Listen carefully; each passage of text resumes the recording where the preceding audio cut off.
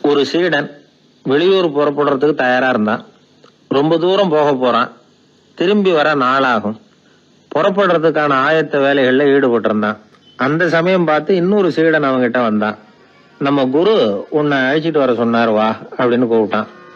இவன் உடனே புறப்பட்டு போனான். குருநாதரை பார்த்தான். அவர் காலில் விழுந்து வணங்கினான்.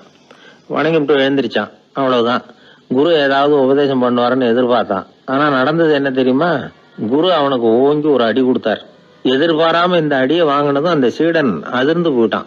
பக்கத்துல இருந்த மற்ற சீடர்களும் திகைச்சு போய் நின்னுட்டாங்க. அடி வாங்கின சீடனுக்கு மனசுக்குள்ள குழப்பம். நாம என்ன தப்பு பண்ணணும், புறப்படுற நேரத்துல இப்படி குரு கிட்ட அடி வாங்குற மாதிரி ஆயிட்டுதே அப்படின்னு நினைச்சு மனசுக்குள்ள ரொம்ப வேதனைப்பட்டான். கொஞ்சம் துணிச்சலை வரவழைச்சுக்கிட்டு குருநாதர்கிட்டயே கேட்டுட்டான், சுவாமி, நான் என்ன தப்பு பண்ணினேன்? என்ன இப்படி அடிச்சுட்டீங்களே. ஒரு வார்த்தை கூட உங்களை எதிர்த்து நான் பேசினது இல்லையே. இவ்வளவு காலமா உங்க விருப்பத்துக்கு விரோதமா ஒரு காரியம் கூட நான் செஞ்சது இல்லையே. வந்ததும் வராததுமா ஒண்ணுமே சொல்லாம என்ன அடிச்சுட்டீங்களே. குருவே, நான் செஞ்ச குற்றம் தான் என்ன அப்படின்னு கண்ணீரோட பரிதாபமா கேட்டானா அந்த சீடன். ஆனா அந்த குரு முகத்துல கொஞ்சம் கூட கோபம் இல்லை. அவர் சிரிச்சுக்கிட்டே நின்னுகிட்டு இருந்தாராம். அதுக்கப்புறம் சொன்னாராம், என்னுடைய அருமை சீடனே, நீ ஒரு தவறும் பண்ணல. நான் உன்னை அடிச்சது நீ ஏதோ தப்பு பண்ணிவிட்டேங்கிறதுக்காக இல்ல. நீண்ட பயணம் போக போறேன். ஞாபகமா ஏதாவது கொடுத்து அனுப்ப வேணாமா? நீ ஞானம் பெற்ற பிறகுதான் திரும்பி வர போறேங்கிறது எனக்கு தெரியும். அதுக்கு பிறகு உன்னை வந்து அடிக்க முடியுமா? அதனால இப்ப கிடைச்சிருக்கிற இந்த வாய்ப்பை பயன்படுத்திக்கிட்டேன். அப்போதைக்கு இப்பவே அடிச்சுட்டேன், அவ்வளவுதான், வேற ஒண்ணும் இல்லை அப்படின்னாராம். குரு சிரிச்சுக்கிட்டே இப்படி சொல்றார். இருந்தாலும் இதுவும் ஒரு உபதேசம் தான். அதிர்ச்சிகளால விழிப்படைய வைக்கிறதும் ஒரு வழிதான். இது ஜென் வழி. பெரும்பாலும் அதிர்ச்சியின் மூலமாகவே ஞான தரிசனத்தை அருள்கிறவர்கள் தான் ஜென் குருமார்கள். நம்ம தியானம் தான் ஜென். இந்தியாவில இருந்து சீனாவுக்கு போய் கொஞ்சம் பேர் மாறி வளம் பெற்று ஜப்பான்ல ஜென் ஆகி வளர்ந்துருக்குது, அவ்வளவுதான். ஜென்கிறது தியானம். எதை நினைச்சும் தியானிக்கிறது இல்ல, எல்லாத்திலையும் தியானம் இருக்கிறதா சொல்லுது ஜென். பேசுறது, இருக்கிறது, நடக்கிறது, சாப்பிடுறது, சிரிக்கிறது, தூங்குறது, தொழில் செய்யறது அல்லது சும்மா இருக்கிறது எல்லாமே தியானம் தான். ஜென்கிறது ஒரு சுய தரிசனம். தன்னைத்தானே அடையாளம் கண்டுகொள்ளுகிறது தான் அது. இல்லாத எதையும் தேடி கண்டுபிடிக்கிறது இல்ல. சென் மார்க்கத்தை பத்தி ஓஷோ என்ன சொல்றாரு தெரியுமா? காணாமல் போன தன்னுடைய மூக்கு கண்ணாடி தன்னுடைய மூக்கின் மேல் இருப்பதை கண்டுகொள்வது போன்றது சென் அப்படிங்கிறார். நம்மால் ஒருத்தர் இன்னொருத்தர் முகத்தை ரொம்ப நேரமா உத்து பார்த்துக்கிட்டு இருந்தார். என்ன பாக்குறீங்கன்னாரு அவரு. நீங்க போட்டிருக்கீங்களே மூக்கு கண்ணாடி, அதை தான் பாக்குறேன்னாரு இவரு. நீங்க அப்படி பாக்குறதுக்கு விசேஷ காரணம் ஏதாவது உண்டான்னு கேட்டார் இவர். உண்டுன்னார். என்னன்னு கேட்டார். நேத்திக்கு காணாம போன என்னோட மூக்கு கண்ணாடி அது அப்படின்னாராம் இவர். ஒரு ஊர்ல ஒரு குரு இருந்தார். ஒரு நாள் அவரை தேடிட்டு ஒருத்தன் வந்தான். உனக்கு என்ன வேணும்னு கேட்டார் குரு. எனக்கு ஞான தெளிவு வேணும், அதுக்கு உங்க உபதேசம் எனக்கு தேவைன்னா. உபதேசம் வேணும்னா அதை பெற்றுக்கொள்ளுகிற அளவுக்கு தகுதி உள்ளவனா உன்னை தயார்படுத்திக்கணுமேன்னார்.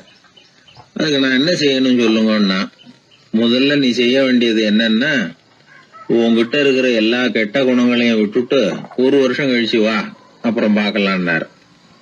அவ்வளவுதானே, சரின்னு சொல்லிவிட்டு அவன் போயிட்டான். 1 வருஷம் கழிச்சு வந்தான்.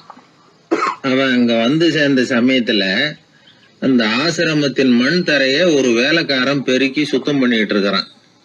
அந்த மண் தரையிலிருந்து எழுந்த புழுதி அதிகமா இருந்தது. அது காத்துல கலந்தது. சீடனையே மறைக்கிற அளவுக்கு ஆயிட்டுது. ஒரே புழுதி மயம். சீடனுக்கு கோபம் வந்துட்டுது.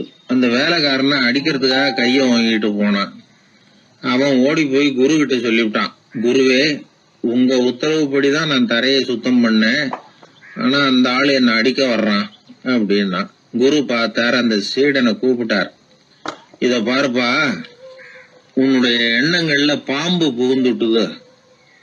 அதையெல்லாம் விரட்டி அடிச்சு விட்டு 1 வருஷம் கழிச்சு வா, அதுக்கப்புறம் பாக்கலான்னுட்டார்.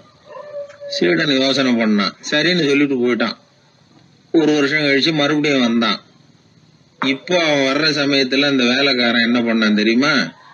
குரு கட்டளைப்படி தரையை பெருக்கினான். அப்புறம் அந்த புழுதியை எடுத்து வேணும்னே அந்த சீடன் மேல தூவனான்.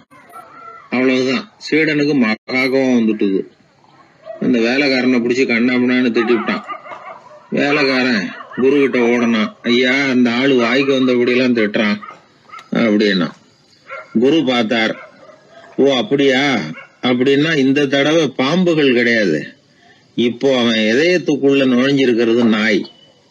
அதை விரட்டி அடிச்சு விட்டு இன்னும் ஒரு வருஷம் கழிச்சு அவனை வர சொல், அப்புறம் பார்க்கலாம் அப்படின்னு சொல்லி அனுப்பி வச்சுட்டார். சீடன் திரும்பி போயிட்டான். ஒரு வருஷம் கழிச்சு மறுபடியும் வந்தான். இப்ப அவன் வர்றப்போ என்ன செய்யணுங்கிறத அந்த வேலைக்காரங்கிட்ட குரு ஏற்கனவே சொல்லி வச்சிருக்கிறார். அது பிரகாரமே அவன் பண்ணனான். அவன் என்ன செஞ்சான் தெரியுமா?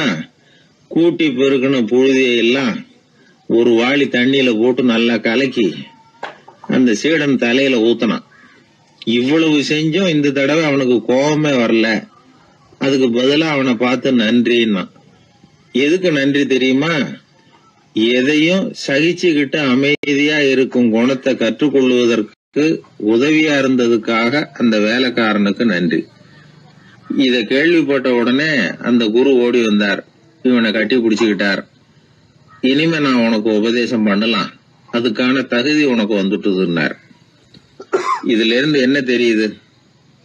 ஒருத்தர்கிட்ட உபதேசம் வாங்கணும்னா கூட அதுக்குன்னு ஒரு தகுதி நமக்கு தேவைப்படுது. சகிப்புத்தன்மை ஒவ்வொரு மனிதனுக்கும் தேவைதான். இந்த காலத்துல ஒரு குரு, அவரை தேடி ஒருத்தன் வந்தான். குரு அவனை நிமிர்ந்து பார்த்துட்டு சொன்னார், நீ முதல்ல சகிப்புத்தன்மையை வளர்த்துக்கிட்டு அதுக்கப்புறம் என்கிட்ட வாழ்னார். இவன் அவரை நிமிர்ந்து பார்த்துட்டு சொன்னான், குருவே, நான் உங்ககிட்ட வந்திருக்கிறதே சகிப்புத்தன்மையை வளர்த்துக்கிறதுக்காகத்தானே அப்படின்னு. மனுநீதி சோழன் வரலாறு நமக்கு தெரியும். அது மாதிரி நீதி தவறாத ஆட்சியாளர்கள் பல பேர் இருந்திருக்கிறாங்க இந்த உலகத்துல. ஹசரத் உமர் பின் கத்தாப் அப்படின்னு ஒருத்தர், இஸ்லாத்தின் 2வது கலீஃபா இவர். அவருடைய ஆட்சி காலத்துல நடந்த ஒரு நிகழ்ச்சி. இந்த மன்னருக்கு ஒரு மகன், அவர் பேரு அபு ஷஹ்மா. அந்த மிசர் நாட்டு கவர்னர் அமர் பின் நாஸ், அந்த மன்னருடைய மகன் கவர்னர் அவர்களுடைய கவனிப்புல இருந்தார். அந்த சமயத்துல ஒரு நாள் அவர் மதுபானா இருந்தனார். கவர்னருக்கு தெரிஞ்சு போச்சு. அவருக்கு தர்ம சங்கடமா போட்டுது. அவர் செஞ்சது மன்னருடைய மகன். கவர்னர் யோசனை பண்ணார். அவர் மெதுவா தன்னுடைய வீட்டுக்கு அழைச்சிட்டு வந்தார்.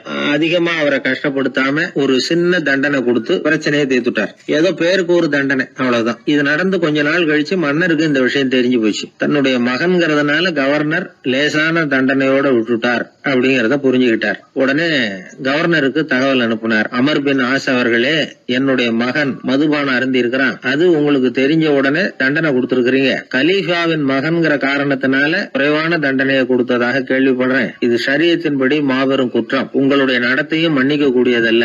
இந்த கடிதம் கண்ட உடனே மகன் அபு ஷஹ்மாவை மதீனாவுக்கு அனுப்பி வைக்க வேண்டியது அப்படின்னு கடிதம் எழுதினார். அதை பார்த்தார் கவர்னர். உடனே கலீஃபாவின் மகனை மதீனாவுக்கு அனுப்பி வச்சார். மன்னர் முன்னாடி நீதி விசாரணை நடக்குது. தன்னுடைய மகனுக்கு சவுக்கடி வழங்கும்படியா உத்தரவிடுறார் ஹசரத் உமர் பின் கத்தாப். தண்டனை நிறைவேற்றப்பட்டது. கூடியிருந்தவர்கள்லாம் ஐயா கொஞ்சம் கருணை காட்டுங்க அப்படின்னு சொல்லி மன்னர்கிட்ட வேண்டிக்கிட்டாங்களாம். இந்த வேண்டுகோளை மன்னர் ஏத்துக்கல. நீதியின் முன்னால் தந்தை மகன் அன்பு நேசம் உறவு இந்த முறைகளை எல்லாம் கவனிக்க முடியாது. குற்றம் செஞ்சவர் தண்டிக்கப்பட வேண்டியவர், அவர் யாரா இருந்தாலும் சரி அப்படின்னாராம். எல்லா ஆட்சியாளர்களுமே கவனிக்க வேண்டிய ஒரு செய்தி இது. அவர் ஒரு நாள் தன்னுடைய அரசாங்க கணக்கு வழக்குகளை பார்த்துட்டு இருக்கிறார். அந்த சமயத்துல அவரை பார்க்க ஒரு பெரிய மனிதர் வந்தார். இவர் தன்னுடைய சொந்த வேலை காரணமா வந்திருக்கிறார் அப்படிங்கறத அவர் புரிஞ்சுக்கிட்டார். உடனே அது வரைக்கும் எரிஞ்சுகிட்டு இருந்த விளக்க அணைச்சுட்டு இன்னொரு விளக்க ஏற்றி வச்சுக்கிட்டாராம். இந்த செயலுக்கு என்ன காரணம்னு கேட்டிருக்கிறார் வந்தவர். இதுக்கு அவரு சொன்னார், ஐயா, நீங்க வந்த போது இங்க எரிஞ்சுகிட்டு இருந்தது அரசாங்க விளக்கு, இப்ப எரியறது சொந்த விளக்கு. சொந்த விஷயங்களை பேசுறப்போ அரசாங்க பணத்தை செலவு பண்ணக்கூடாது, அதனாலதான்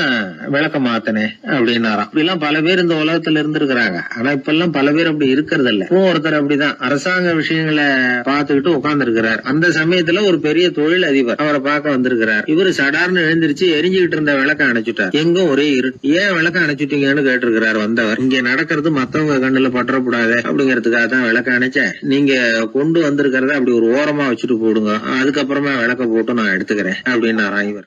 ஒரு குழந்தை அம்மா கிட்ட போச்சு, அம்மா என்ன தூக்கிக்க. உடனே அந்த அம்மா அந்த குழந்தைய தூக்கி இடுப்புல வச்சுக்கிறாங்க. எந்த பக்கம் வச்சுக்கிறாங்க? இடது பக்கம். பொதுவா குழந்தைய தூக்குறவங்க யாரும் வலது பக்கம் இடுப்புல வச்சுக்கிறது இல்ல. விவரம் தெரியாத சில ஆம்பளைகளை அப்படி தூக்கி வச்சுக்கிட்டு அலையிறது உண்டு. ரொம்ப காலமாவே குழந்தைகளை இடுப்புல இடது பக்கமா வச்சிருக்கிற பழக்கம் தான் இருந்து வந்திருக்குது. இதுக்கு ஆய்வாளர்கள் என்ன காரணம் சொல்றாங்க தெரியுமா? அப்படி இருந்தாதான் குழந்தை சொல்றத குழந்தை நினைக்கிறத தாயினால நல்லா உணர முடியுதாம். இடது பகுதி ஆட்சி பண்றது குறிப்பா காதின் தலைமையாக இருக்கிறது வலது பக்கம் தான். அதனால தாய் குழந்தைக்கு பதில் சொல்லவோ அது என்ன கேக்குதுங்கிறத சீக்கிரமா புரிஞ்சுக்கிட்டு நடந்துக்கவோ அதுதான் சௌரியம். அப்படின்னு ஆய்வாளர்கள் இதுக்கு காரணம் சொல்றாங்க. இதனால என்ன ஆகுதான், தாய்க்கும் குழந்தைக்கும் நெருக்கம் அதிகமாகுதான், குழந்தைக்கும் பாதுகாப்பு அதிகமா. அது மட்டும் இல்ல, ஒரு தாய் தன்னுடைய குழந்தைய இடுப்புல சுமக்கிறதுனால அவள் நினைக்கிறத அவளோட இதய துடிப்ப குழந்தை உணர்தான். 9 மாதத்துக்கும் அதிகமா இருந்த இடம் இல்லையா, அதனால அவளை பத்தி நல்லா அறிந்து கொள்ளுகிற வாய்ப்பும் குழந்தைக்கு கிடைக்குது. நம்ம முன்னோர்கள் ரொம்ப காலத்துக்கு முன்னாடியே வலது கையை பார்க்க ஆரம்பிச்சிட்டாங்களாம். அவங்க பயன்படுத்திய கல் ஆயுதங்கள்லாம் வலது பக்கமா தான் தீட்டப்பட்டிருக்குது. அதுல இருந்து நமக்கு என்ன தெரியுதுன்னா, வலது கையை தான் உபயோகப்படுத்தி இருக்கிறாங்கிறது தெரியுது. இப்படி எல்லாம் இருந்தா கூட இன்னைக்கு நம்மள 10ல் ஒருத்தருக்கு ஒரு பழக்கம் உண்டு, அது இடது கை பழக்கம். ஆனாலும் 2 கைகளும் ஒற்றுமையா இருக்கிறதுக்கு தான் ரொம்பவும் முயற்சி பண்ணுதான். இப்போ வலது கை பழக்கம் உள்ளவங்க பேசுறதுக்கு, எழுதுறதுக்கு, செயல்படுத்துற தலைமையகம் தலையின் பின்புறம் பிடரியில் இருக்குது. இடது கை பழக்கம் உள்ளவங்களுக்கு மூளையில 2 பக்கங்கள்லயும் தலைமையகம் இருக்குது. இது விஞ்ஞானிகள் சொல்றது. எத்தனையோ மேதைகள் இடது கை பழக்கம் உள்ளவங்களா இருந்திருக்கிறாங்க. அமெரிக்க மேதை பெஞ்சமின் பிராங்கிலின், இத்தாலிய ஓவியர் லியோனார்டோ டாவின்சி, இப்படி நிறைய பேர் இருந்திருக்கிறாங்க, இப்பவும் இருக்கிறாங்க. காலங்காலமா இயல்பாவே இடது கை பழக்கம் இருந்து வந்திருக்குது.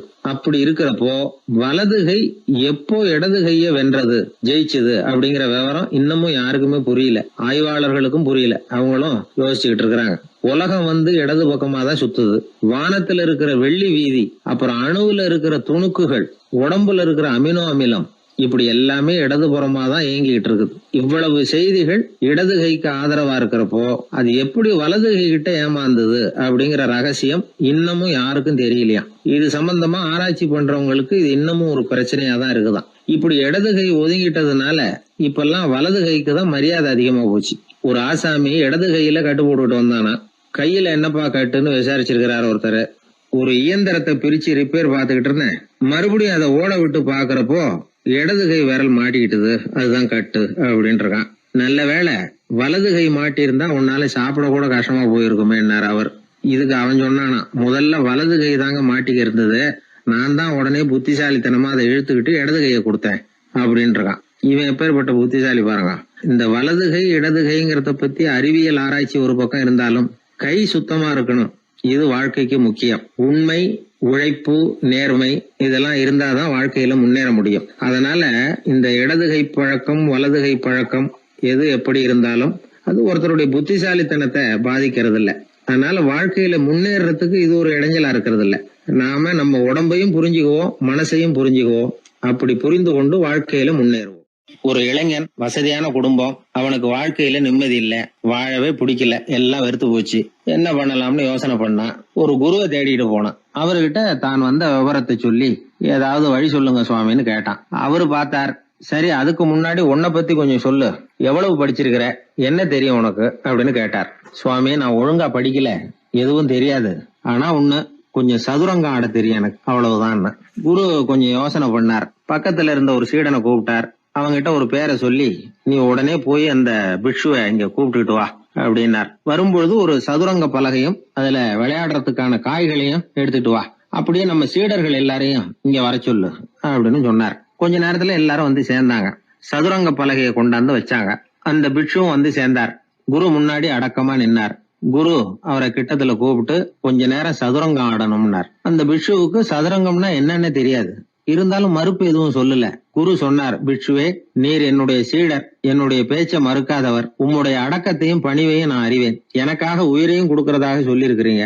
இப்போ அதுக்கான வாய்ப்பு வந்திருக்குது. நீங்க இந்த இளைஞனோட சதுரங்கம் ஆடணும். தோத்து போனா இந்த வாளால தலையை சீவி விடுவேன், ஆனா இறந்தாலும் உமக்கு சொர்க்கம் நிச்சயம். நீங்கள் வெற்றி பெற்றுட்டா தோற்று போன இந்த இளைஞனின் தலையை சீவி விடுவேன். சரி, இப்போ நீங்க ஆட ஆரம்பிக்கலாம்னார். ஆட்டம் ஆரம்பமாச்சு. அந்த பிக்ஷு முகத்துல சலனமே இல்ல, சாவை பத்தி கவலைப்பட்டதாவே தெரியல. எதுவும் புரியலன்னாலும் குருவின் கட்டளைங்கிறதுனால ஏதோ ஒரு காயை நகர்த்திட்டு இருந்தார். சுத்தி இருந்த சீடர்கள் முகத்துல திகில், பயம், பாவம், நம்ம பிக்ஷு நிலைமை இப்படி ஆயிட்டுதே அப்படிங்கிற கவலை. குரு கையில பெரிய வாள் பளபளப்பா தயாரா இருக்குது. பிக்ஷு காயை நகர்த்துறது ஆரம்பத்திலேயே ஆச்சரியமா தெரிஞ்சாலும் அவருக்கு சதுரங்கம் பத்தி எதுவுமே தெரியாதுங்கிறது இளைஞனுக்கு புரிஞ்சு போச்சு. அவனுக்கு உற்சாகம் வந்துட்டது. சுறுசுறுப்பா காய்களை நகர்த்த ஆரம்பிச்சான். பிக்ஷு கொஞ்சம் கொஞ்சமா தோத்துக்கிட்டே வந்தார். சுத்தி இருக்கிற சீடர்கள் முகத்துல சொல்ல முடியாத வேதனை. இளைஞன் முகத்துல மகிழ்ச்சி. நிமிர்ந்து பார்த்தான் எதிரில இருந்த பிக்ஷுவை. அவர் முகத்தை பார்த்ததும் இவனுக்கு ரொம்ப பாவமா இருந்தது. அந்த முகத்துலதான் எவ்வளவு சாந்தம், எவ்வளவு இனிமை, அவர் கண்கள்ல எவ்வளவு கருணை. இவர் சாகத்தான் வேணுமா? இளைஞன் யோசிக்க ஆரம்பிச்சான். நாம இறந்து போனா யாருக்கும் எந்த இழப்பும் இல்ல. வீணாகி போன தன்னுடைய வாழ்வும் சாவும் யாரையும் பாதிக்க போறதில்ல. ஆனா துறவியும் ஞானியுமான கருணை மிக்க இந்த பிக்ஷு இறந்தா அது எவ்வளவு பெரிய இழப்பு. அதுக்கு நாம காரணமா இருக்கிறதா அப்படின்னு நினைச்சு பார்த்தான் அந்த இளைஞன். உடனே கண்ணாமண்ணான்னு விளையாட ஆரம்பிச்சுட்டான். அதாவது தான் தோத்து போகணுங்கிறதுக்காகவே. ஆட்டத்தை கூர்ந்து கவனிச்சுக்கிட்டு இருந்த குரு திடீர்னு சதுரங்க பலகையை கழுத்து தள்ளினார். காய்கள்லாம் செதறி போட்டுது. எல்லாரும் திகைச்சு போயிட்டாங்க. யாருக்கும் வெற்றி தோல்வி இல்லைன்னு அறிவிக்கிறேன் குரு. தம்பி, உன்னுடைய மன ஒருமைப்பாட்டை கவனிச்சேன். முழுமையா ஆட்டத்துல மூழ்கி போனதையும் பார்த்தேன். கடைசியில உயிர் தியாகம் பண்ண முடிவெடுத்து தாறுமாறா ஆட ஆரம்பிச்சதையும் கவனிச்சேன். வாழ்க்கை என்னங்கிறதும் எந்த வாழ்க்கை பயனுள்ள வாழ்க்கைங்கிறதும் உனக்கு புரிஞ்சுட்டுது. இப்ப இங்க அதை நீ கத்துக்கிட்ட. உன்னுடைய மனம் பக்குவ நிலையை அடைஞ்சுட்டுது. தியாகம் உன்னுடைய இதயத்துல குடி வந்துட்டுது. அது எங்க இருந்தாலும் நல்லதுதான். உனக்குள்ள இருந்துதான் அந்த தியாகம் வந்திருக்கு. அதை நீ அடையாளம் கண்டுபிடிச்சுக்கிட்ட. நீ இனிமே கொஞ்ச காலம் இங்கேயே இருந்துட்டு போகலாம். உன்னுடைய வாழ்வு பயனுள்ள வாழ்வா மாறும் அப்படின்னு சொல்லி அந்த குரு ஆசீர்வாதம் பண்ணார். இந்த காலத்திலயும் ஒருத்தர் அது மாதிரி தன்னுடைய வாழ்க்கையை பயனுள்ளதாக ஆக்கிக்கணும்னு ஆசைப்பட்டார். உடனே சதுரங்கம் ஆட ஆரம்பிச்சார். அப்புறம் சீட்டாட ஆரம்பிச்சார். கொஞ்ச நாள் கழிச்சு அவரை பார்த்த நண்பர் ஒருத்தர் கேட்டார், என்னங்க சீட்டாட ஆரம்பிச்ச பிறகு வாழ்க்கை பயனுள்ளதா ஆச்சா அப்படின்னு கேட்டார். ஆச்சுன்னார் அவர். யாருக்கு, உங்களுக்கான்னு கேட்டார். இல்லைங்க, நான் யாரோட ஆடுனனோ அவருக்கு வாழ்க்கை பயனுள்ளதா ஆச்சு அப்படின்னு ஒரு விளக்கம் கொடுத்தாராம். அதனால வாழ்க்கைங்கிறது ரொம்ப நுட்பமான ஒன்று. அந்த நுட்பமான வாழ்க்கையை புரிஞ்சுக்கிட்டு அதுக்கப்புறம் அதை பயனுள்ளதாக மாற்றிக்கொள்ள வேண்டியது மனிதர்களுடைய கடமை. விளையாடுறது வழக்கம். மரத்துக்கு அந்த பையன் பேரில் ஒரு பாசம் உண்டாக ஆரம்பிச்சுட்டுது. பையன் அந்த மரத்தில் உள்ள பூக்களை பறிக்கணும், பழங்களை பறிக்கணும்னு ஆசைப்பட்டான். அதுக்காகவே அந்த மரம் தன்னோட கிளைகளை வளைச்சி அவனுக்கு எட்டுற அளவுக்கு தலையை சாய்ச்சி கொடுக்குது. பையன் பூக்களை பறிக்கிறான். மரம் சந்தோஷப்படுது. மரம் அன்பின் அடையாளம். அதனால் அது கொடுக்கறதுல சந்தோஷப்படுது. மனிதன் ஆணவத்தின் அடையாளம். அதனால் இவன் பறிக்கிறதுல சந்தோஷப்படுறான். பையன் வளர்ந்தான். அந்த மரத்தின் மடியிலேயே படுத்து தூங்கினான். பூக்களை பறித்து மலர் கிரீடம் பண்ணி தலையில் சூடிக்கிட்டான். பழங்களை பறித்தான், சாப்பிட்டான். அதை பார்த்து அந்த மரம் சந்தோஷப்பட்டுது. கொஞ்ச நாளாச்சு. பையன் இன்னும் கொஞ்சம் பெரியவனானான். அந்த மரத்து மேலே ஏறி கிளையில் உட்காந்துக்கிட்டு ஊஞ்சல் ஆட ஆரம்பித்தான். அவனுக்கு சௌகரியத்தை கொடுக்கறதுல மரத்துக்கு ஆனந்தம், மரத்துக்கு அசௌகரியத்தை கொடுக்கறதுல அவனுக்கு ஆனந்தம். இது அன்புக்கும் ஆணவத்துக்கும் உள்ள வித்தியாசம். பையன் இன்னும் கொஞ்சம் வளர்ந்தான். அவனுக்கு கடமை, லட்சியம் எல்லாம் சேர்ந்தது. படித்து பரீட்சை எழுதி பாஸ் ஆக வேண்டியிருந்தது. அதனால் மரத்துக்கிட்ட வர்றதில்லை அவன். ஆனால் மரம் இவனுக்காக காத்துக்கிட்டு இருக்குது. இவன் உலக விஷயங்களில் மூழ்கிட்டான். தற்செயலாக ஒரு நாள் அந்த பக்கமாக போனான். மரம் அவனை பார்த்துது. மறந்துட்டியா என்ன, நான் உன்னை பார்க்கணும்னு ஆவலாக காத்துக்கிட்டு இருக்கேனே அப்படின்னுது. இவன் பார்த்தான். நீ என்ன வச்சிருக்கிற, நான் உங்ககிட்ட ஏன் வரணும், உங்ககிட்ட பணம் இருக்குதா சொல்லு, வர்றேன். ஏன்னா நான் இப்போ பணத்தை தான் தேடிக்கிட்டு இருக்கிறேன் அப்படின்னா. உனக்கு பணம் தானே வேணும், என்னுடைய பழங்களை பறிச்சுக்கோ, அதையெல்லாம் விற்பனை பண்ணு, பணம் கிடைக்கும் அப்படின்னுது அந்த மரம். உடனே அவன் மரத்தில் ஏறினா, பழங்களை பறித்தான். பழுக்காத காய்களையும் சேர்த்து பறித்தான். தன்னோட கிளை கொம்புகள் உடைஞ்சா கூட அதுக்காக அந்த மரம் கவலைப்படலை, சந்தோஷப்பட்டுது. இவன் பழங்களை பொறுக்கிட்டு அந்த மரத்துக்கு ஒரு நன்றி கூட சொல்லாமல் அவன் பாட்டு போட்டான். அதுக்கப்புறம் அந்த பக்கமே திரும்பலை. பணம் சம்பாதிக்கிறதுலேயே குறியாக இருந்தான். மரத்துக்கு மறுபடியும் வருத்தம், அவன் வரலையேன்னு. பல வருஷம் கழித்து அவன் வந்தான். வா மகனே, என்னை கட்டி பிடிச்சிக்கொண்டுது அந்த மரம். நான் என்ன இன்னமும் சின்ன பிள்ளையா உன்னை கட்டி பிடிச்சிக்கிறதுக்கு அப்படின்னா அவன். நான் இப்போ ஒரு வீடு கட்ட போகிறேன், அதுக்கு உன்னால் உதவ முடியுமா அப்படின்னா. என்னுடைய கிளைகளை வெட்டிக்கோ அப்படின்னுது மரம். கொஞ்ச நேரத்தில் மரத்தை அப்படியே மொட்டை அடிச்சுட்டான். மறுபடியும் கொஞ்ச காலம் கழிச்சு அந்த மனுஷன் வயசாகி ரொம்ப கிழவனாக போட்டான் அவன். அதுக்கப்புறம் வந்தான். நான் தூர தேசங்களுக்கு போய் பணம் சம்பாதிக்கணும்னு ஆசைப்படுறேன். நான் பிரயாணம் பண்ணுறதுக்கு ஒரு படகு தேவை, அதுக்கு நீ உதவி செய்ய முடியுமான்னா. அது ஒன்றும் பெரிய பிரச்சனை இல்லை, என்னுடைய அடிமரத்தை வெட்டிக்கோன்னுது அந்த மரம். அவன் வெட்டினான், படகு செஞ்சான், போயிட்டான். இனிமேல் திரும்பி வருவானோ மாட்டானோ அது தெரியாது. ஆனால் இந்த அடிமரம் அவனுக்காக காத்துக்கிட்டு இருக்கும். ஏன்னா இது அன்பின் அடையாளம், அவன் ஆணவத்தின் அடையாளம். அன்பு கொடுக்கறதுக்கு தான் ஆசைப்படும், ஆணவம் வாங்கிறதுக்கு தான் ஆசைப்படும். இப்படி ஒரு கதையை ஒரு பெரியவர் சொல்லியிருக்கிறார். அதை நாம் சிந்திச்சு பார்க்கணும். எல்லாமே நாற்காலிக்கு ஆசைப்படாதவர்கள் அப்படின்னு சொல்லிட முடியாது. ஏன்னா நிறைய பேர் நாற்காலிக்கு ஆசைப்படுறவங்கள நாம் பார்க்குறோம். உட்கார்றதுக்கு ஒரு நாற்காலி கிடச்சிடாதா, அதோட ஒரு கால் உடஞ்சி முக்காலியாக இருந்தாலும் பரவாயில்ல, ஒரு மாதிரியாக அனுசரித்து உட்காந்துக்கலாம் அப்படின்னு அலையிறவங்க எத்தனை பேர்? இந்த காலத்தில் மட்டும்தான் அப்படின்னு இல்லை, அந்த காலத்துலேயும் இதே மாதிரி ஆசைகள் சபலங்கள் இருந்திருக்கும் போல இருக்குது. பரமசிவன் வசிஷ்டருக்கு ஒரு விசேஷமான ஆசனத்தை கொடுத்துருந்தாராம். சரி, அப்படி என்ன அதில் விசேஷம்னா, வசிஷ்டர் ஒரு குறிப்பிட்ட இடத்துக்கு போகணும்னு நினச்சி புறப்படுறாருன்னு வச்சுக்கோங்க. அவருக்கு முன்னாடியே இந்த ஆசனம் புறப்பட்டுரும். போய் ஒரு வசதியான இடமா பார்த்து இருந்துக்கும். வசிஷ்டர் போவார். அங்கே போனதும் எங்கே உட்காரலாம்ங்கிற இட பிரச்சனையெல்லாம் அவருக்கு ஏற்படுறதில்ல. அதுதான் இவருடைய இருக்கை அங்கே முன்னாடியே போய் காத்துக்கிட்டு இருக்குதே. நேராக போவார், அதில் உட்காந்துக்குவார். மற்ற முனிவர்கள்லாம் இதை பார்த்தாங்க. அவங்களுக்கு பொறாமையாக இருந்துதான். எல்லாரும் ஒரு இடத்துல கூடி இதை பற்றி பேசியிருக்கிறாங்க. என்ன இது, நாமளும் அவரை மாதிரி தானே இருக்கிறோம், இருந்தாலும் நமக்கும் அது மாதிரி ஒரு ஆசனம் கிடைக்கலையே அப்படின்னு யோசனை பண்ணியிருக்காங்க. சரி, நேராக பரமசிவன்கிட்டே போவோம், இதை பற்றி கேட்போம் அப்படின்னு நினச்சிக்கிட்டு போனாங்களாம். பரமசிவனை பார்த்துருக்குறாங்க. ஐயா, நாங்களும் முனிவர்கள் தானே, வசிஷ்டர் பண்ணுறது மாதிரி நாங்களும் உங்களை குறித்து கடும் தவம் பண்ணிக்கிட்டு தானே இருக்கிறோம்.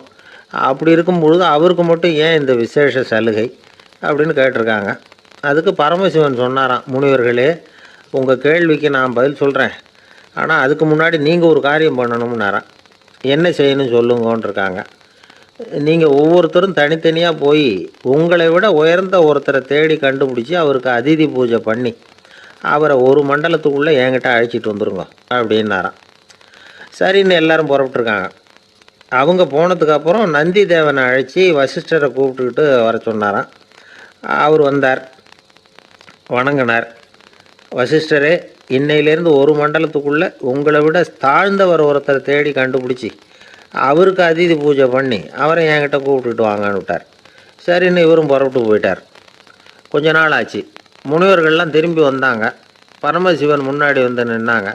ஐயா, எவ்வளவோ தேடி பார்த்துட்டோம், எங்களை விட உயர்ந்தவர்கள் யாருமே கிடைக்கல அப்படின்னாங்களாம். வசிஷ்டரும் சேர்ந்தார். ஐயா, எவ்வளவோ தேடி பார்த்தேன், என்னை விட தாழ்ந்தவர் யாருமே கிடைக்கல அப்படின்னாராம். அவரே தொடர்ந்து சொன்னார், என்னுடைய மனைவி எனக்கு அடங்கினவ தானே, அவளுக்காவது அதிதி பூஜை பண்ணி அழைச்சிட்டு வந்துடலாமான்னு யோசித்து பார்த்தேன். என்னோட மனசு அதுக்கும் இடம் கொடுக்கல. ஏன்னா அவளோட பதி விரதத்துக்கு முன்னாடி நாம் ஏமாத்திரம் அப்படின்னு யோசித்து பார்த்தேன். அதனால் அந்த எண்ணத்தையும் கைவிட்டுவிட்டேன் அப்படின்னு ரொம்ப வருத்தத்தோடு சொன்னாராம். இதை கேட்ட உடனே மற்ற முனிவர்களுக்கு வெக்கமாக போச்சு. இந்த உலகத்தில் நம்மளை விட மேலானவங்க யாருமே இல்லைன்னு நாம் நினச்சோம். வசிஷ்டரோ தன்னை விட தாழ்வானவங்க யாருமே இல்லைன்னு நினைக்கிறார். பரமசிவன் ஏன் அந்த ஆசனத்தை அவருக்கு மட்டும் கொடுத்தார் அப்படிங்கிற கேள்விக்கான பதில் அவங்களுக்கு கிடச்சிட்டு தான். இந்த காலத்தில் நாம் எப்படி நினைக்கிறோம்னா, எல்லாரும் நம்மளை விட மட்டமானவங்கன்னு நினைக்கிறோம். அதனால் நாம் மட்டும் நாற்காலியில் உட்காந்தா போதும் அப்படின்னு நினைக்கிறோம். ஏமாந்து போனவங்க சந்தர்ப்பம் பார்த்து காலை வாரி விட்டுடுறாங்க, கீழே விழுந்து காலை உடச்சிக்கிறோம். அதுதான் இன்றைக்கி நடக்கிறது. ஒரு அம்மா தன்னோட வீட்டுக்காரரை ஒரு மனோதத்துவ டாக்டர்கிட்ட அழைச்சிட்டு போனாங்களாம். என்ன ப்ராப்ளம்னு கேட்டிருக்கார் டாக்டர். எங்கள் வீட்டுக்காரர் அடிக்கடி நாற்காலியில் உட்காந்து காலை உடச்சிக்கிறார் அப்படின்னாங்களாம். அப்படின்னா அந்த நாற்காலியில் தான் ஏதோ கோளாறு அப்படின்னாரான் டாக்டர். அப்படி இருக்க முடியாது டாக்டர் அப்படின்னாங்களாம் அந்த அம்மா. அது எப்படி அவ்வளோ உறுதியாக சொல்கிறீங்கன்னு கேட்டிருக்காரு அந்த டாக்டர். எங்கள் வீட்டில் நாற்காலியே கிடையாது டாக்டர், இவர் இருக்கிறதா நினச்சிக்கிட்டு உட்கார்றார், அதுதான் ப்ராப்ளம். ஒரே ஒரு ஊரில் ஒரு ராஜா இருந்தார், ரொம்ப நல்லவர். ஒரு நாள் அரண்மனையில் விசாரணை நடந்துக்கிட்டு இருக்குது. அதில் ஒரு வழக்கு. ஒரு விவசாயி புகார் கொடுக்குறார். என்ன புகார்னா, அவர் வயலில் ஆடுகள் மேய்ஞ்சி பயிரை அழிச்சுட்டுது. நிறைய உழைச்சி செலவு பண்ணி பயிரை உண்டாக்கி வச்சுருந்தேன், எல்லாம் போயிட்டுது. இனிமேல் நான் என்ன செய்கிறது, நீங்கள் தான் சரியான தீர்ப்பு வழங்கணும் அப்படின்னார் அந்த விவசாயி. அந்த ஆடுகளுக்கு சொந்தக்காரர் யாருன்னு கண்டுபிடிச்சி அரண்மனைக்கு அழைச்சிட்டு வாங்கன்னு உத்தரவு போட்டார் ராஜா. சேவகர்கள் போனாங்க, ஆளை கண்டுபிடிச்சாங்க, கூப்பிட்டுக்கிட்டு அரண்மனைக்கு வந்துட்டாங்க. ராஜா விசாரணை பண்ணார். அப்புறம் விசாரித்து முடிச்சுவிட்டு தீர்ப்பு வழங்கினார். இந்த விவசாயி அடைந்திருக்கிற இழப்புக்கு ஈடாக உன்னுடைய ஆடுகளை அவங்ககிட்ட கொடுத்துட வேண்டியது அப்படின்னு சொல்லிவிட்டார். உன்கிட்ட இருக்கிற ஆடு பூரா அவன்கிட்ட கொடுத்துரு, அந்த ஆட்டுனால் ஏற்பட்ட இழப்பு சரியாக போகட்டும் அப்படின்னு தீர்ப்பு வழங்கிட்டார். அந்த மன்னருடைய மகன் இதை பார்த்துக்கிட்டே உட்காந்துருந்தான். இந்த தீர்ப்பை இன்னும் கூட சிறப்பாக வழங்கலாமே அப்படின்னு நினச்சான். அப்பாக்கிட்ட சொன்னான். உடனே அந்த அரசர், சரி நீயே இதுக்கு சரியான தீர்ப்பு சொல்லு அப்படின்னார். அந்த இளவரசன் தீர்ப்பு சொல்கிறான். அவன் சொன்ன தீர்ப்பு என்னன்னா, உங்ககிட்ட இருக்கிற ஆடுகள் எல்லாத்தையும் 1 வருஷ காலத்துக்கு அந்த விவசாயிகிட்ட ஒப்படைச்சிட வேண்டியது. அந்த 1 வருஷத்துக்குள்ளே அந்த ஆடுகள் போடுற குட்டிகள், பால், எரு எல்லாம் விவசாயி எடுத்துக்க வேண்டியது. 1 வருஷத்துக்கு அப்புறம் உங்களுடைய ஆடுகளை நீங்களே திருப்பி வாங்கிக்க வேண்டியது. இதுதான் இளவரசன் சொன்ன தீர்ப்பு. இது சரியான தீர்ப்பு தான். இனிமேல் என்னுடைய அரச பொறுப்புகளை இளவரசர் வசம் ஒப்படைக்கிறேன் அப்படின்னு சொல்லி ஒப்படைச்சுட்டாராம். அதாவது தாவூத் நபி, சுலைமான் நபி இவர்களுடைய சரித்திரத்தில் இந்த சம்பவம் காணப்படுறதாக ஒரு நண்பர் சொன்னார். ஒரு தண்டனையை பெறுகிறவன் அதுக்கு பிறகு சமூகத்தில் நல்ல விதமாக வாழறதுக்கு வாய்ப்பு இருக்கிறது மாதிரி அமையணும் தீர்ப்பு. அதுக்கு இது ஒரு உதாரணம். சில தீர்ப்புகள் எப்படி அமைஞ்சு விடுதுன்னா, ஒரு தண்டனையை அனுபவித்து முடித்தவன் அதுக்கப்புறம் அவன் இந்த சமூகத்தில் நல்லவனாக வாழறதுக்கு நினச்சா கூட அதுக்கு தகுதி இல்லாதவன் அப்படிங்கிற அளவுக்கு சூழ்நிலை அமைஞ்சிருது. இது சிந்திக்க வேண்டிய ஒரு செய்தி. இன்னொரு ஊரில் ஒரு ராஜா இருந்தார். அவர் ஒரு நாள் ஒரு போட்டி வச்சார். என்ன போட்டின்னா, அரண்மனை வாசலில் ஒரு பெரிய நீச்சல் குளம், அதில் நிறைய விஷப்பாம்புகள். எந்த இளைஞன் துணிச்சலாக அதில் நீச்சல் குளத்தில் குதித்து நீந்தி கரையேறி வர்றானோ அவனுக்கு 100 ஏக்கர் நிலம் பரிசாக வழங்கப்படும்.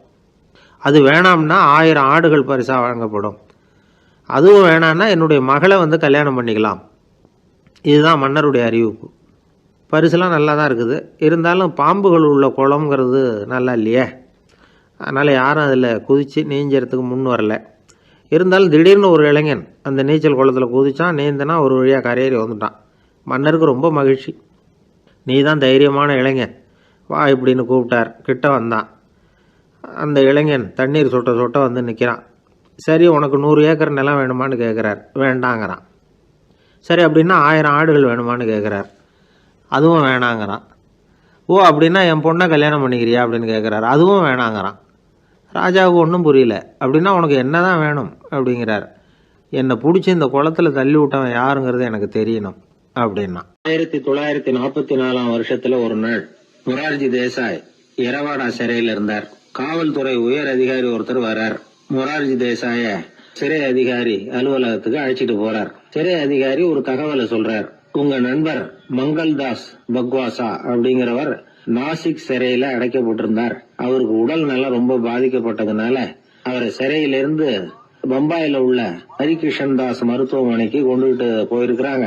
அவரும் உங்களை பார்க்கணும்னு ரொம்ப ஆவலோட இருக்கிறார். அதனால நீங்க பரோல்ல போய் பாத்துட்டு வாங்களே அப்படின்னார். நிபந்தனையோட போய் பாத்துட்டு வரலாம்னார். தியாக செம்மல்கள் பரோல்ல செல்றதில்ல அப்படிங்கிற உறுதியோட தான் சிறைச்சாலைக்கு வருவாங்க. இப்படி இருக்கிறப்போ மொரார்ஜி மட்டும் பரோல்ல போயிட்டு வர்றதுக்கு எப்படி சம்மதிப்பார்? உயிர் நண்பரின் உயிர் ஆடுது அப்படிங்கறத கேட்டதும் உடனே போய் பார்க்கணும்னு ஆவல் தான். இருந்தாலும் வரன்முறையை மீறி போய் பாக்குறதுன்னா அது தேச பக்தியையே அவமானப்படுத்துறது மாதிரி ஆகும் அப்படிங்கறத அவர் உணர்ந்தார். அதனால நான் பரோல்ல போகிறதுக்கு நான் தயாரா இல்லை அப்படின்னு சொல்லிவிட்டாராம்.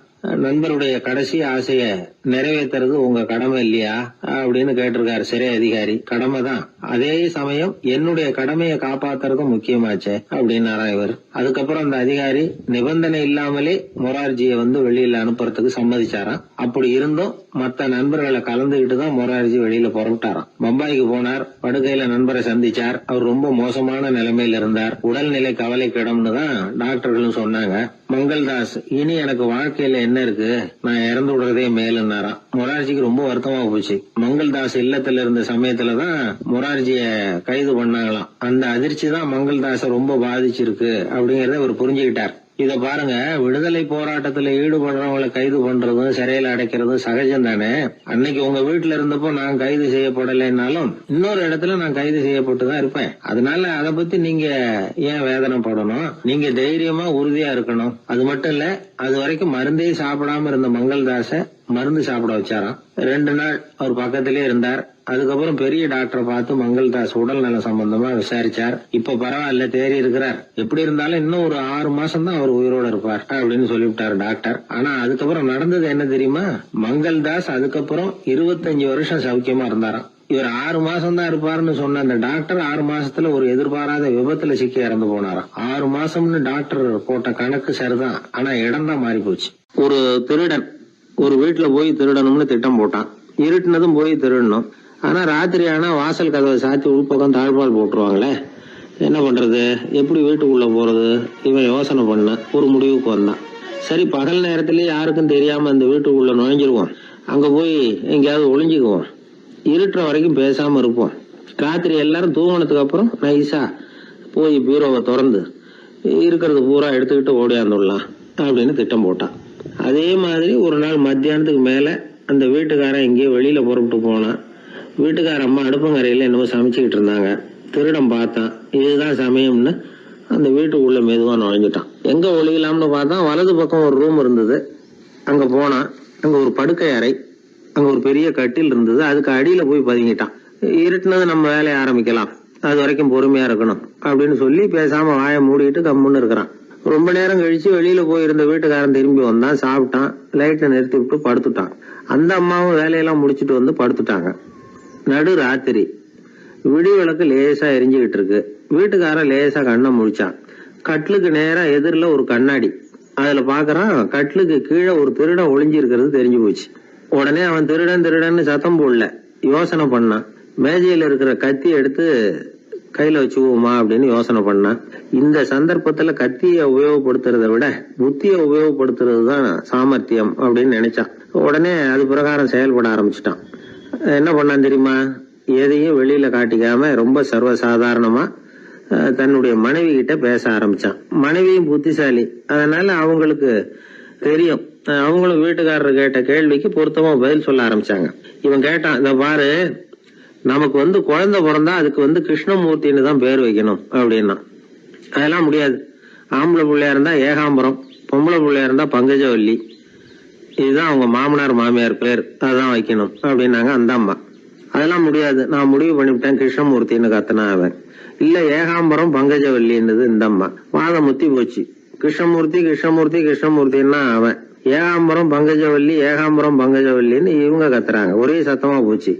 இத கேட்டதும் பக்கத்து வீட்டுல இருந்தவங்க, எழுத்த வீட்டுல இருந்தவங்க எல்லாம் எழுந்திரிச்சு ஓடி வந்து இவங்க வீட்டு கதவை தட்ட ஆரம்பிச்சுட்டாங்க, தட தடன்னு. இவன் சாவகாசமா எழுந்திரிச்சு போய் கதவை திறந்தான். என்னங்க, இந்த ராத்திரி வேலையில எங்களை எல்லாம் ஏன் கூப்பிட்டீங்க, யாருக்கு என்னாச்சு அப்படின்னு கேட்டாங்க. கேட்டது யாருன்னா பக்கத்து வீட்டு கிருஷ்ணமூர்த்தி, எழுத்த வீட்டு ஏகாம்பரம் பங்கஜவல்லி எல்லாரும். அடடே, உங்களை கூப்பிடலீங்க, குழந்தைக்கு பேர் வைக்கிறது சம்பந்தமா எங்களுக்குள்ள சண்டை வந்துட்டுது, அதுதான் விஷயம். வேணும்னா இதை கட்லுக்கு அடியில ஒளிஞ்சிட்டு இருக்கிறானே ஒருத்தன், அவனை கூட கேட்டு பாருங்க, அவன் தான் இதுக்கு சாட்சி அப்படிங்கிறான் அந்த ஆளு. உடனே எல்லாரும் விஷயத்த புரிஞ்சுக்கிட்டு திருடனை பிடிச்சி போலீஸ்ல ஒப்படைச்சிட்டாங்களாம்.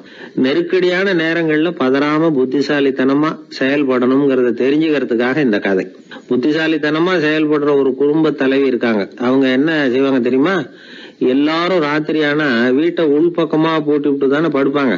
ஆனா அந்த அம்மா என்ன பண்ணுவாங்கன்னா, வீட்டை வெளிப்பக்கமா ஒரு பூட்டு போட்டு பூட்டி விடுவாங்க. எழுத்த வீட்டுக்காரங்க கிட்ட சொல்லி தினமும் இப்படி பூட்டி விட சொல்றது பழக்கம். ஏங்க அப்படி செய்யறீங்க, திருடன் சுலபமா உள்ளே வந்துடக்கூடாதுங்கிறதுக்காகவா அப்படின்னு கேட்டாங்க. இல்லைங்க, சுலபமா வெளியில போயிடக்கூடாதுங்கிறதுக்காக அப்படின்னாங்க. என்னங்க சொல்றீங்க அப்படின்னு கேட்டாங்க. ஆமாங்க, இவருக்கு அந்த பழக்கம் உண்டு அப்படின்னு தன்னுடைய வீட்டுக்காரரை காட்டினாங்க. பக்கத்து வீடுகள் பத்திரமா இருக்கணுங்கிறதுக்காக தன்னுடைய வீட்டை பூட்டி வைக்கிறது ஒரு பெரிய விஷயம் தானே. ஒரு வயதான குரு சாய்வு நாற்காலியில உட்கார்ந்திருந்தார். ஒரு ஆள் அவரை தேடிட்டு வந்தான். வந்து அவர் முன்னாடி நின்னான். ஐயா, நான் உங்களுக்கு சீடனா ஆயிடலாம்னு நினைக்கிறேன் அப்படின்னா. அந்த குரு நிமிந்து பார்த்தார். இத பாருப்பா, அது அவ்வளவு சுலபமான வேலை இல்லை. அப்படியா சொல்றீங்க அப்படின்னா. ஆமா, நீ ஒரு சீடனா ஆகணும்னா உன்னுடைய அகங்காரத்தை எல்லாம் விட்டுடணும், தியானத்துல முழுமையா ஈடுபடணும், இது மாதிரி இன்னும் பல காரியங்களை ஒழுங்கா செய்யணும், ஒரு ஈடுபாட்டோட செய்யணும். அது மட்டும் இல்ல, இதெல்லாம் தொடர்ந்து நீண்ட நாட்களுக்கு செய்ய வேண்டி இருக்கும். அப்படி உன்னால முடியுமா அப்படின்னார். வந்தவன் யோசிக்க ஆரம்பிச்சான். சீடனாகிறதுலேயே இவ்வளவு சிரமம் இருக்குங்கிறது அவனுக்கு தெரியாது. யோசிச்சுக்கிட்டே அந்த குருவை பார்த்தான். அவர் சாய்வு நாற்காலியில இருந்த நிலைமைய பார்த்தான். சரிங்க சுவாமி, சீடனாகிறது இவ்வளவு கஷ்டம்னா அது வேணாம், அதுக்கு பதிலா உங்களை மாதிரி ஒரு குருவா ஆயிடுறேனே அப்படின்னா. குரு சிரிச்சார். நீ சொல்றது சரிதான், குருவாகிறது சுலபமான வேலைதான் அப்படின்னார். இதை கேட்டதும் அந்த ஆளுக்கு ஏகப்பட்ட சந்தோஷம். கஷ்டப்படாம குருவாயிடலாம் போல இருக்குதே அப்படின்னு கணக்கு போட்டான். பிறகு அந்த குரு சொன்னார், நீ குருவாயிட்டா பல சீடர்களுக்கு தலைவனா ஆகணும், அவங்கள வழி நடத்தி செல்லணும். அது கஷ்டமாச்சே. ஏன்னா பல பேர் கோவப்படுறவங்களா இருப்பாங்க, சில சமயம் சண்டை கூட போட்டுக்குவாங்க, சொல்றத கேட்க மாட்டாங்க, பணிவு இருக்காது, இப்படிப்பட்டவங்களை எல்லாம் சமாளிக்கிறதுங்கிறது ரொம்ப ஆபத்தான விஷயமாச்சேன்னார். என்ன சுவாமி, இப்ப கொஞ்ச நேரத்துக்கு முன்னாடி தானே சொன்னீங்க குருவா ஆகிறது சுலபம்னு அப்படின்னா. ஆமா, அது சரிதான். இப்ப என்னையே பாரு, நான் எவ்வளவு ஓய்வா இருக்கிறேன். ஆனா ஒண்ணு, ஒருத்தன் பல சீடர்களை வழி நடத்தி செல்லணும், அல்லது ஒரு சீடன் ஆயிடணும். இப்படி ரெண்டுல ஒண்ணு ஆனாதான் நல்லது அப்படின்னாரு அவரு. அவன் இப்ப ரொம்ப குழம்பி போயிட்டான். ஏன்னா மாத்தி மாத்தி ஒவ்வொரு விதமா சொல்றாரேன்னு. சுவாமி, நீங்க சொல்றத பார்த்தா ரெண்டுமே கஷ்டமான காரியமா தான் தோணுது. என்ன முடிவு எடுக்கிறதுன்னு எனக்கு புரியல. அதனால உங்களுடைய அபிப்பிராயம் என்ன, அதை சொல்லுங்க அப்படின்னு கேட்டான். இப்ப அந்த குரு சொன்னார், நீ பல சீடர்களின் தொல்லைகளுக்கு ஆளாகிறத விட நீயே முதல்ல சீடனாகி தொல்லைப்படுறதுதான் சரியா இருக்கும். ஏன்னா அப்ப நீ உன்னுடைய பிரச்சனையை மட்டும்தான் கவனிக்க வேண்டியிருக்கும். குரு ஆயிட்டீன்னா பல பேருடைய பிரச்சனையில தலையிட வேண்டியிருக்கும் அப்படின்னார். ஒரு உண்மையான குருவுக்கும் சீடனுக்கும் உள்ள உறவுங்கிறது ரொம்ப பயன் கருதாத ஒரு அன்பு கலப்பு. ரெண்டு இயற்கையான முழுமை நெருங்கி ஒன்றோட ஒன்று கலக்கிறது. நீங்க கேள்வி கேட்டா எப்படி அது முழுமை இருக்க முடியும்? அதுல முழுமைங்கிறது ஒரு அமைதியான நிலை. இந்த காலத்து குரு சீடர்கள்லாம் வேற மாதிரி. ஒரு குரு தன் சீடன் கிட்ட சொன்னார், இந்த பாருப்பா, நீ இந்த உலகத்துல எதுக்கும் பிரயோஜனப்பட மாட்ட, பன்றி மேய்க்கிறது கூட லாயக்கில்லை அப்படின்னார். அப்படின்னா ஒண்ணு செய்யறேன் அப்படின்னா சீடன். என்ன பண்ணுவேன்னு கேட்டிருக்காரு குரு. உங்களை மாதிரியே ஒரு குருவாயிடுறனே அப்படின்னானா அந்த சீடன். பத்திரிகையில வர்ற செய்திகளை கூட நகைச்சுவையா சொல்றது உண்டு. அதாவது அதை நேரடியா சொன்னா வானொலியில அனுமதிக்க மாட்டாங்க சில விஷயங்களை. அது சின்னாருக்கு கௌரவ குறைச்சல், அது வேடிக்கை கலந்து நகைச்சுவோடு சொல்லும்போது அதை அனுமதிச்சிருவாங்க. அப்ப அந்த விசாரணை கமிஷன் அது இது நிறைய நடந்துகிட்டு இருந்தது. டெல்லியில இருந்து அமலாக்க பிரிவு அதிகாரிகள்லாம் வராங்க போறாங்கன்னு பத்திரிகையில அமர்க்கலப்பட்ட இடம். அந்த நேரம் நான் ஒரு ரேடியோவில் ஒரு செய்தியை தயார் பண்றோம். அப்ப என்ன பண்ணேன்னா, இது மாதிரி அந்த பத்திரிகை செய்தியை வச்சுக்கிட்டே ஒரு செய்தி சொன்னோம், இன்னொரு தகவல் சொல்லி. அதனால ஒருத்தன் தமிழ்நாட்டுல ஒரு ஆள், அவன் திடீர்னு கோடீஸ்வரன் ஆயிட்டான். நேத்து வரைக்கும் சாதாரணமா இருந்தா இன்னைக்கு கோடீஸ்வரன் ஆயிட்டான். டெல்லியில இருந்து 2 அதிகாரிகள் வராங்க. எப்படி அவன் பணம் சேர்த்தான்னு கண்டுபிடிக்கிறதுக்கு அவனை கூப்பிட்டு 2 அதிகாரிகளும் எப்படிடா பணம் சேர்த்த? நான் ஒன்னும் தப்பான வழியில பணம் சேர்க்கல சார், நான் பந்தயம் கட்டியே பணக்காரன் ஆயிட்டேன். பந்தயம் கட்டியே எப்படிடா பணக்காரன் ஆக முடியும் அப்படின்னா, நீங்க நம்புங்க சார், நான் பந்தயம் கட்டி தான் பணக்காரன், தப்பான வழியில சேரல சார். பந்தயம் கட்டி எப்படிடா கோடீஸ்வரன் ஆனு அப்படின்னா, நாங்க நம்ப முடியாதுன்றான் விசாரிக்க வந்தவன். அப்படின்னா உங்ககிட்ட ஒரு பந்தயம் கட்டட்டுமான்றான் விசாரிக்க வந்தவன்ட்டிய. என்னடா பந்தயம் அப்படின்னா, ஒண்ணுமில்ல சார், இது என் கண்ணு, இது என் பல்லு, என் கண்ணை என் பல்லாலேயே கடிக்கிறேன், எவ்வளவு பந்தயம். விசாரிக்க வந்தா 100 ரூபாய் எடுத்து வச்சான், இதை ப்ரூவ் பண்றான்னு. அப்படியே கண்ணை எடுத்துட்டான். அது பளிங்கு கண்ணு, ஏற்கனவே ஒரு கண்ணு பளிங்கு கண்ணு வச்சுனா எடுத்து கடிச்சு விட்டான். இது விசாரிக்க வந்தாலும் 100 ரூபாய் விட்டுட்டு நிக்கிறான். எப்படி பணம் சேர்த்தான்னு வந்தவன். உடனே இன்னொருத்தன், இவன்ட்ட என்னடா பேச்சு கொடுக்காரா, நம்ம பணம் தான் அங்க போயிட்டு இருக்கு, உனக்கு விசாரிக்க தெரியல, போடா நான் விசாரிக்கிறேன்னு அடுத்த வந்தான். அதே நீ ஒழுங்கா சொல்றேன், எப்படிடா பணம் சேர்த்தேன் சார், நீங்க கொஞ்சம் புத்திசாலியா தெரியுது அவரை விட, நீங்களாவது நம்புங்க சார், பந்தயம் கட்டி தான் பணம் சேர்த்தேன், நான் நம்ப முடியாது அப்படின்னா உங்ககிட்ட இன்னொரு பந்தயம் கட்டட்டுமா அப்படின்றான். வேண்டாம், அவனை ஏமாத்தி விட்டேன் அதனால வேண்டான்றான். இல்ல சார், அவரு ஏமாந்தது பொய் கண்ணு, பளிங்கு கண்ணுன்னு தெரியாது, ஏமாந்துட்டார். இப்போ உங்ககிட்ட பந்தயம் கட்டது நெஜம் கண்ணு, இந்த பக்கம் பளிங்கு கண்ணு கிடையாது, நெஜம் கண்ணு, இதை பல்லால கடிக்கிறேன் அப்படின்னா அவன் ஒரு 100 ரூபாய் எடுத்து வச்சான். இவன் அப்படியே பல்செட்டை கேட்டினான் தனியா, அப்படியே கேட்டு கடிச்சு விட்டான். அதே விட்டுட்டான். இவன் உடனே 2 பேரும், இவன்கிட்ட பேச பேச நம்ம பணம் தான் அவன்கிட்ட போயிட்டு இருக்கு, இவன் எப்படி பணம் சேர்த்தான்னு கண்டுபிடிக்கிறதுக்கு டெல்லியில இருந்து வந்திருக்கோம், இவன் மேற்கொண்டு பேசாத, பேச பேச பந்தயம் கட்டுவான். திரும்பி போறதுக்கு ரயிலுக்கு டிக்கெட்டு சரியா இருக்கா பாடுறான்றான். அவன் கரெக்டா எண்ணி பார்த்து கரெக்டா இருக்குப்பா, மேற்கொண்டு பேசாத, அவன்கிட்ட நம்ம போயிடுவோம், போய் நம்ம அதிகாரிகிட்ட சொல்லிடுவோம்னு சொல்லி போயிட்டு வரேன் சார் அப்படின்னு சொல்லிட்டு மரியாதை போயிட்டாங்க. போய் டெல்லியில பெரிய அதிகாரிகிட்ட போய், சார் அவன்கிட்ட விசாரிச்சு பார்த்தோம் சார், தமிழ்நாட்டுல பந்தயம் கட்டி தான் பணம் சேர்த்தேன்னு சாதிக்கிறான், எங்ககிட்ட ஒரு 200 ரூபாய் வாங்கிட்டான் சார் அப்படின்னு. அவருக்கு கோவம் வந்துட்டுது. இந்தியாவுக்கே தலைமை அதிகாரி, இதுக்காகவாடா நீங்க இருக்கீங்க, எத்தனை பேர் இருக்கீங்க உங்களை மாதிரி ஜூனியர் ஆபீசர்ஸ் நம்ம ஆபீஸ்ல இந்தியா பூரா விசாரிக்கிறதுக்கு அப்படின்னா 30 பேர் இருக்கோம் சார். 30 பேருக்கு அனுபவம் பத்தாது, நான் இந்தியாவுக்கே தலைமை அதிகாரி, அனுபவம் ஜாஸ்தி, உங்களுக்கு ட்ரைனிங் கொடுக்கணும் எப்படி ஒருத்தரை விசாரிக்கிறதுன்னு. 30 பேரும் ஒரு ரூம்ல உட்காருங்க, ஒரு ஆள் போய் அந்த ஆள் தமிழ்நாட்டுல இருந்து இங்க கூப்பிட்டுட்டு வா, வர்ற வரைக்கும் அவன்கிட்ட பேசாதீங்க, பந்தயம் கட்டுவான், மெதுவா கொண்டு நிறுத்து அப்படின்னா ஒரு ஆள் ஸ்பெஷலா கூப்பிட்டு போட்டான். இது மாதிரி மேடையில நிறுத்திவிட்டு ஒரு தலைமை அதிகாரி 30 ஜூனியர் அதிகாரிகள் அவங்களுக்கு பயிற்சி கொடுக்குறார். இவனை பார்த்து, ஒழுங்கா சொல்லு, எப்படி பணம் சேர்த்த, நான் இந்தியாவுக்கே தலைமை அதிகாரி, என்கிட்ட உண்மையை ஒத்துக்கிட்டீங்கன்னா உன்னை அப்ரூவர் ஆக்கிடுவேன் அல்லது தண்டனையை குறைப்பேன், அந்த அதிகாரம்லாம் என்கிட்ட உண்டு, ஒழுங்கா சொல்லு அப்படிங்கிறார். சார், நீங்க இந்தியாவுக்கே தலைமை அதிகாரி, அனுபவம் ஜாஸ்தி, நீங்களாவது நம்புங்க சார், நான் பந்தயம் கட்டி தான் பணம் சேர்த்தேங்கிறான். இங்கேயே இப்படி சாதிக்கிறேன், உன்னை நம்ப முடியாதுரா அப்படின்னா உங்ககிட்ட ஒரு பந்தயம் கட்டட்டுமா நானா அவர்கிட்ட போய் வேணாண்டா என் ஆளை ஏமாத்தி விட்டேன் அப்படின்னா, இல்ல சார் அவங்க ஏமாந்தது என் உடம்ப பத்தின ரகசியம். என் கண்ணு பளிங்கு கண்ணுன்னு தெரியாது, நான் பல்செட்டு கட்டியிருந்தது தெரியாது, ஏமாந்துட்டாங்க. இப்ப நான் உங்ககிட்ட கட்டுற பந்தயம் உங்க உடம்ப பத்தின ரகசியம். என் உடம்புல என்னடா ரகசியம்? முதுகுல உங்க முதுகுல 1 ரூபா அகலத்துக்கு கருப்பா ஒரு மச்சம் இருக்கு, உண்டா இல்லையானா? இல்லேன்னு தெரியும் அவருக்கு. இல்லடா நேத்து வரைக்கும் இல்ல சார், இப்ப இருக்குது மச்சம் அப்படின்னு உடனே 100 ரூபாய் எடுத்து வச்சார் அவர் தலைமை அதிகாரி. ஒரு 100 ரூபாய் வச்சு சட்டையை கட்டி காட்டுறாரு, மச்சம் இல்ல. இவன் தோத்துட்டான் இங்கிருந்து போனவன். உடனே 200 ரூபாய் எடுத்து வச்சுக்கிட்டு, தோழர்களே இப்படிதான் ஒருத்தரை விசாரிக்கணும், என்கிட்ட இவன் ஏமாந்துட்டான் பாருங்க, துருவி துருவி விசாரிக்கிறதுன்னு சொல்றாங்களே இதுதான் அப்படின்னு விளக்கம் கொடுத்தாரு. அப்போ இவன் மெதுவா ஆரம்பிச்சானா, சார் இந்த பந்தயத்துல உங்களுக்கு 200 ரூபாய் லாபம், ஆனா இதே பந்தயத்துல எனக்கு 2900 ரூபாய் லாபம் சார் அப்படின்றான். என்னடா பண்ண அப்படின்னு கேட்டிருக்காரு. உங்களுக்கு தெரியாம இந்த 30 பேர்கிட்டையும் தனித்தனியா ஒரு பந்தயம் கட்டியிருக்கேன். 30 பேர்கிட்ட என்னடா பந்தயம் கட்டினேன்? ஒண்ணும் இல்ல சார், உங்க எல்லாரும் முன்னாடியும் உங்க மேல் அதிகாரியை சட்டையை கேட்ட வைக்கிறேன், உங்களுக்கு பந்தயம் கட்டினேன். போயிட்டு பூரா எனக்கு 2900 ரூபாய் லாபம். அவரு பார்த்தா அதிர்ச்சி ஆயிட்டாரு. தலைமை, சார் நீங்க போங்க சார் அப்படின்னு சொல்லி ஒரு ஆளை கொண்டு போய், சாரை கொண்டு போய் மரியாதையா பக்கத்து ரூம்ல விட்டாங்க. இனிமே அவர்கிட்ட யாரும் பேசாதீங்க வாங்கன்னு சொல்லிவிட்டு, அதுக்கப்புறம் தோழர்களே, இவர் பேச ஆரம்பிச்சாரு, தோழர்களே இனிமே யாரும் தமிழ்நாட்டு பக்கம் விசாரிக்க போகாதீங்க. நீங்க யாராவது போறதுன்னா மத்திய பிரதேசம், உத்தரப்பிரதேசம், இப்படி எத்தனையோ பிரதேசம் இருக்கு, போயிட்டு வாங்க, தமிழ்நாட்டுக்கு மட்டும் போகாதீங்க, ஏன்னா அங்க போனா நம்ம பணத்துக்கு ஆபத்து வந்துருது அப்படின்னு சொன்னாருன்னு இந்த கதையை ரேடியோவில் சொன்னேன். இந்த கதையை உண்மை சம்பவமா சொன்னா அனுமதிச்சிருக்க மாட்டாங்க.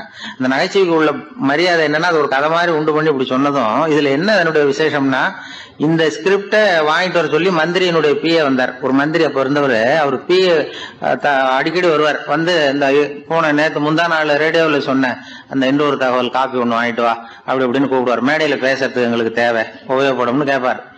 அவரு இந்த நிகழ்ச்சி வந்தப்போ உடனே அன்னைக்கு வந்துட்டார் அந்த பிஏ. இன்னைக்கு காலையில சொன்னீங்களே சார், மந்திரி கேட்கிறாரு மேடையில பேசுறதுக்கு அப்படின்னு. நான் அப்பதான் ஆச்சரியப்பட்டேன். பாருங்க, இந்த நகைச்சுவைக்கு உள்ள மரியாதை. அவரே கேட்கிறார், சொல்லப்பட்டதே அவரை பத்தி தாங்கிறது தெரியாம அவரே எப்படி சொல்ல. அதுதான் சிரிப்புக்குள்ள மரியாதைங்கிறது. அது யாரை பத்தி சொல்றோமோ அவருக்கு தெரியாம கூட சொல்லலாம் அதை. அப்படி இது உண்மையில நடந்த சம்பவம். அந்த அமைச்சர் இப்ப இல்ல, உயிரோட எல்லாம் இருந்து வாங்கிட்டு இருந்தார். கிராமத்துல ஒருத்தன் தன்னுடைய நகங்களை வெட்டிக்கிட்டு இருந்தான். வெட்டி முடிச்சதும் ஒரு வயசானவர் அவனை பார்த்து, அதெல்லாம் அடுத்தவன் கண்ணில் படுறது மாதிரி போட்டுறாதப்பா, ஆபத்துன்னார். என்ன ஆபத்துன்னு கேட்டான் இவன். எவனாவது பில்லி சூனியம் வைக்கிறவன் எடுத்துட்டு போயிட போறான் அப்படின்னாரு அவர். வேண்டாத ஒருத்தனுக்கு ஏதாவது கெடுதல் பண்ணணும்னா உடனே மந்திரவாதியை தேடி போறது உண்டு. மந்திரவாதி என்ன பண்ணுவாருன்னா, யாருக்கு சூன்யம் வைக்கணுமோ அவனோட காலடி மண்ணு, முடி, நகம் இதையெல்லாம் அவனுக்கு தெரியாம எடுத்துட்டு வா அப்படிம்பார். இது மட்டும் இல்ல, அழுக்கு துணி, வேறு மனித உருவம் மாதிரி செய்யப்பட்ட பொம்மை, இதெல்லாம் கூட மந்திரவாதிகள் பயன்படுத்துறது உண்டு. இதெல்லாம் ஏமாத்து வேலை. மனிதனுடைய முடி, நகம் இதெல்லாம் வெட்ட வெட்ட வளருது இல்லையா, அதனால அதுக்குள்ள உயிர் இருக்கிறதாக ஆதி மனிதர்கள் நம்பி இருப்பாங்க. அதனால மனுஷங்கிட்ட இருந்து அதெல்லாம் பிரிக்கப்பட்ட பிறகும் கூட அதுகளுக்கும் அந்த மனுஷனுக்கும் தொடர்பு இருக்கிறதாக அவங்க நம்பினாங்க. அந்த நம்பிக்கை தொடர்ந்து அதோட விளைவாதான் இன்னைக்கு மந்திரவாதிகள் நகத்தையும் முடியையும் எடுக்கிறாங்க.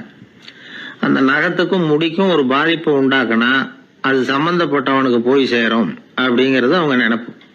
அவ்வளவுதான் விஷயம்.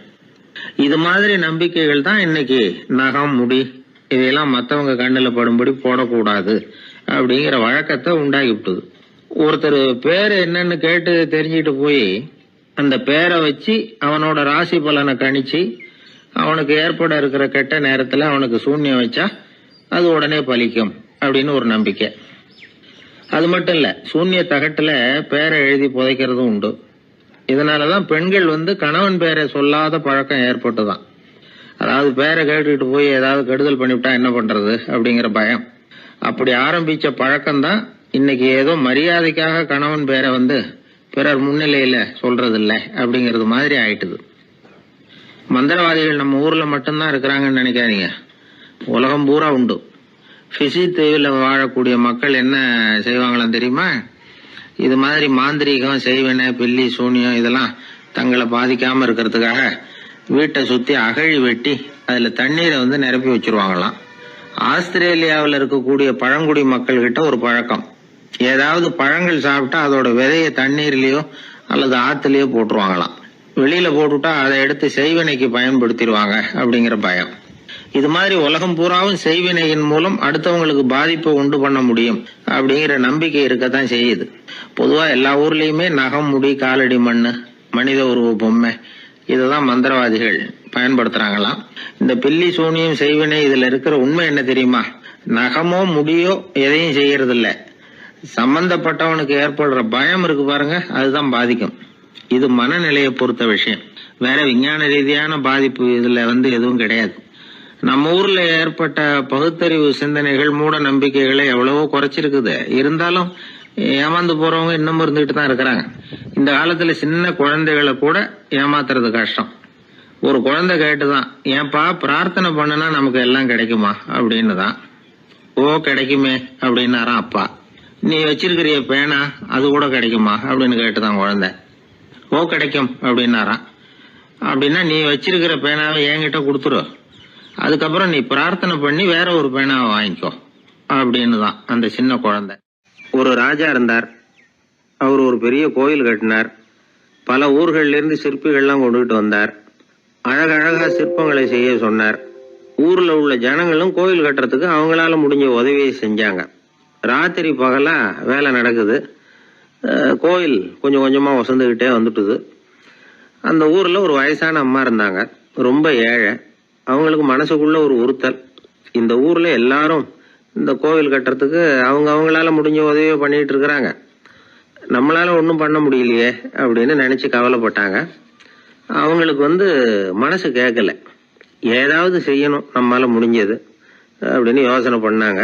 நல்ல வெயில் நேரத்துல சிற்பிகள்லாம் ரொம்ப சிரமப்பட்டு சிலை வடிச்சுக்கிட்டு இருக்கிறாங்கல்ல, அவங்களுக்கு அந்த நேரம் தாகம் எடுக்குமே. அதனால சிரமப்பட்டு ஒரு குடத்துல தண்ணி எடுத்துக்கிட்டு அதை இடுப்புல வச்சுக்கிட்டு மெதுவா கொண்டுகிட்டு அங்க போறது அப்படின்னு முடிவு பண்ணிட்டு அந்த அம்மா போச்சு.